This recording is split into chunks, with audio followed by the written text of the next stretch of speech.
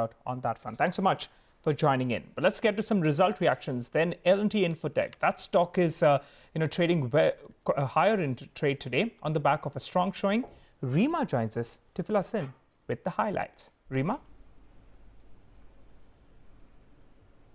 Well, the spate of good earnings from IT companies continue, and L&T Infotech is the latest. It's an all-round beat. Constant currency revenue growth of 2.3%, higher than estimates of 1.5%, 1.8%. There is a margin expansion of 250 basis points, and that is driving a near 10% jump in the profitability. In fact, L&T Infotech would be still one of the few companies which is reporting a year-on-year growth of more than 10%. It did it in Q1 and it's done it in Q2 as well. The only miss in the numbers is the deal wins, which continue to get impacted by pandemic. So in the first half of the year, the new deals won are lower than the same time last year by 57%. So there is a bit of worry that will this impact future growth, though the management commentary remains that the deal pipeline continues to remain fairly strong. You know, we've got a slew of mid-cap IT companies which have reported numbers. You've got Mindtree, Cyient, L&T Tech, L&T Infotech, and the big highlight from all of them is the strong margin expansion across the board and much higher than estimates. Tomorrow, Mphasis and Coforge, which is earlier known as NIIT Technology, report numbers. Let's see what they throw out. Back to you.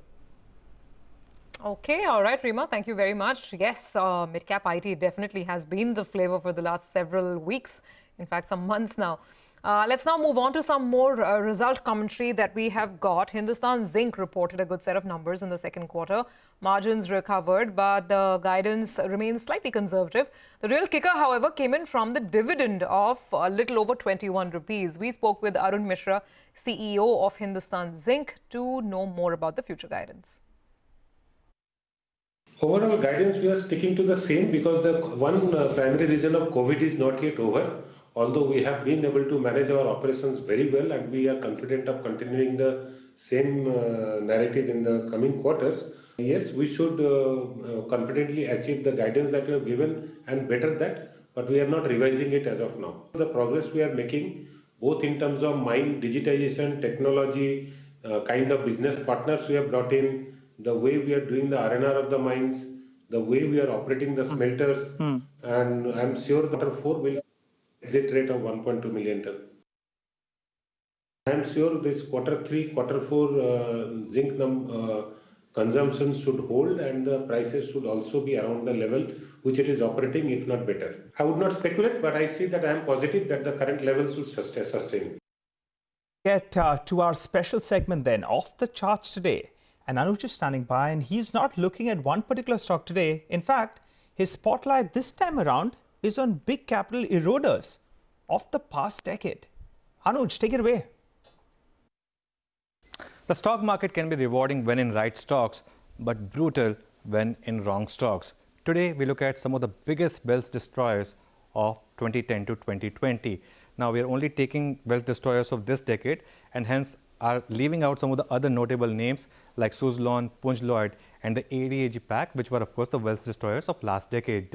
Look at these stocks. Yes Bank, which has destroyed wealth by 99%, DHFL by 99% as well, Jet Airways 99%, CG Power 99%, JN Irrigation, Syntex, Balapur Industries, McLeod Russell, everyone destroying wealth by 99%.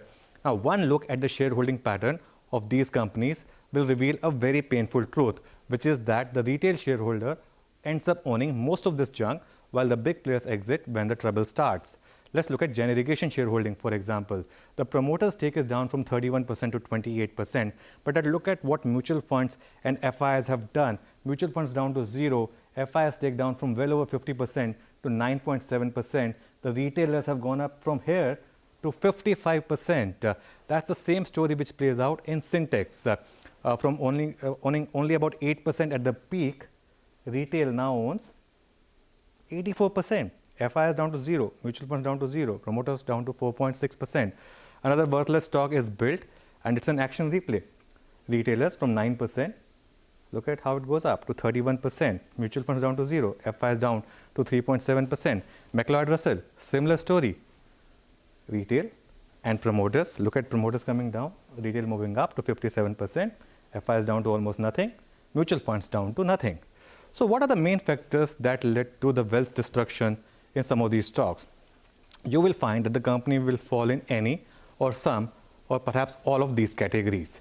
They include costly acquisitions, mindless diversification, too much debt, intercorporate issues, or alleged siphoning, and not adapting to changes in business environment. Let's get into details. The common poison among all these companies is debt. In most cases, the debt burden is so huge that the company cannot even pay the interest from the earnings. Forget about repaying the principal. CG Power last year did EBITDA of 103 crores, but paid an interest of 281 crores. Gen Irrigation made 34 crores at EBITDA level, but paid interest of 688 crores. It's the same across the board. The Avanta Group is a prime example of mindless acquisition or diversification. At its prowess, the Avanta Group was valued at nearly $4 billion. And that's when both CG Power and Build started to buy companies left, right, and center. In fact, CG Power made 10 acquisitions, and Build also made a large acquisition. Most of these acquisitions were funded via debt, and most of them failed to take off. Then there is the issue of intercorporate loans or diversion of funds. McLeod Russell, till date, remains India's biggest tea company, but is a big wealth destroyer. It's a company where business always remained strong, but one wrong bet of the promoters on McNally Bharat took the entire group down. There was an issue of large intercorporate debt as well of about 2,800 crores, for which the lenders have taken the company to court. And finally, sometimes you just fail to adapt to changing business realities. Syntex is a household name. We see their water tanks everywhere.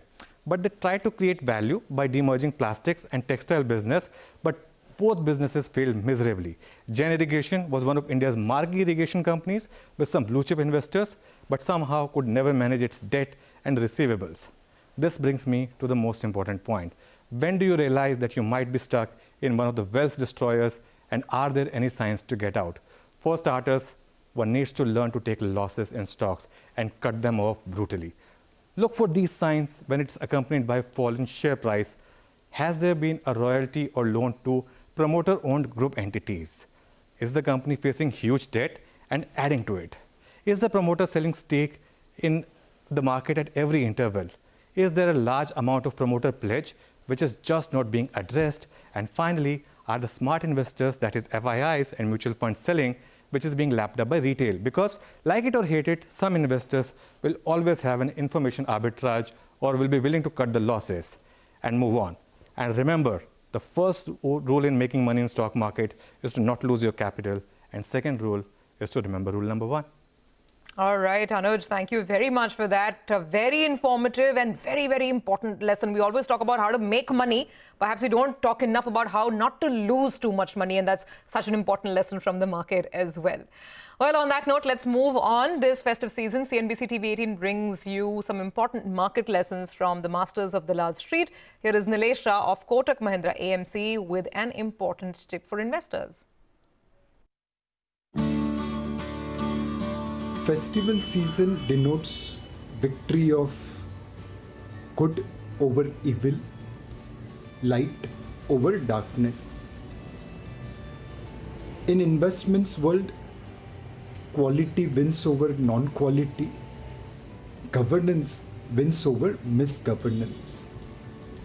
I pray that all the viewers of CNBC TV 18 fill their portfolio with quality and governance in this festive season so that they can compound their wealth over a long period of time.